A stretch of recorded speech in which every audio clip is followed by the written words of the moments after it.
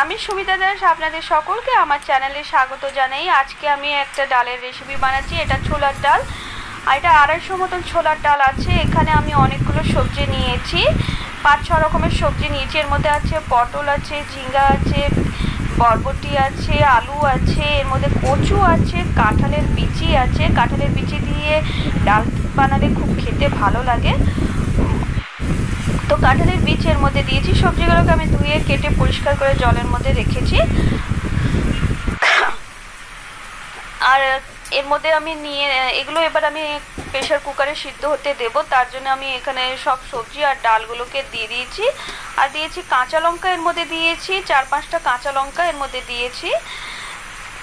এবার এর মধ্যে আমি দিয়ে দেবো নুন আর হলুদটা মিক্স করে নেব। এর মধ্যে স্বাদ অনুসারে লবণটা দিয়ে দিয়েছি।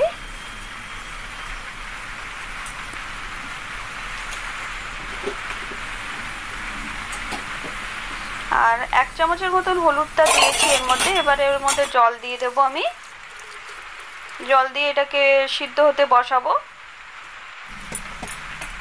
ছোলার ডালটাকে এইভাবে সবজি দিয়ে বানালে খেতে খুব ভালো লাগে। তো এটা ডালটা সিদ্ধ আমার হয়ে গেছে। এবার আমি এটা ফোড়ন দেব। তার জন্য আমি কড়াইতে সরষের তেল দিয়ে দিয়েছি। আর এর মধ্যে আমি 3টে শুকনো লঙ্কা দিয়েছি, আর জিরা ফোড়নটা দিয়ে দিলাম। এর মধ্যে দিলাম এবার আমি পেঁয়াজ আর কারিয়া পাত্তা দিয়ে ভালো করে এটাকে নাড়াচাড়া করে লাল লাল করে ভাজবো।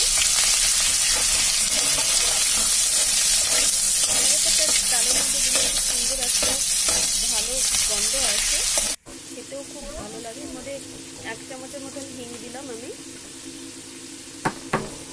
হিং দিলে একটু স্বাদটা বেড়ে যাবে, আর খাওয়ার সময়টা হজমও ভালো হয় যে কোনো খাবারে হিং দিলে।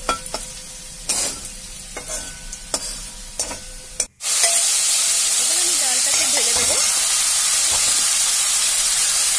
সিদ্ধ করে ডালটা ফোড়নের মধ্যে দিয়ে দিলাম।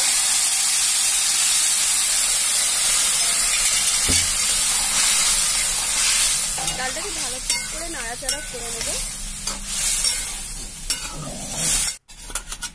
এবার এর মধ্যে আমি মশলা দেবো। এই মশলাটার মধ্যে আছে ধনে, জিরে, কাঁচা লঙ্কা, পেঁয়াজ, শুকনো লঙ্কা দিয়েছি, আর দিয়েছি এর মধ্যে আদা দিয়ে ভালো করে এটাকে পেস্ট করে নিয়েছিলাম মশলাটাকে। আর এর মধ্যে এবার দিয়েছি এই মশলা। এর মধ্যে দিলে খেতে খুব ভালো লাগে ডালটা।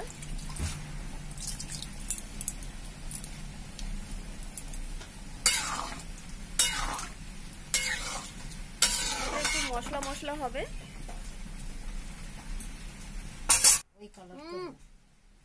এর মধ্যে 1 চামচের মতন চিনি দেব। 1 চামচের থেকে একটু কম চিনি দিয়েছি।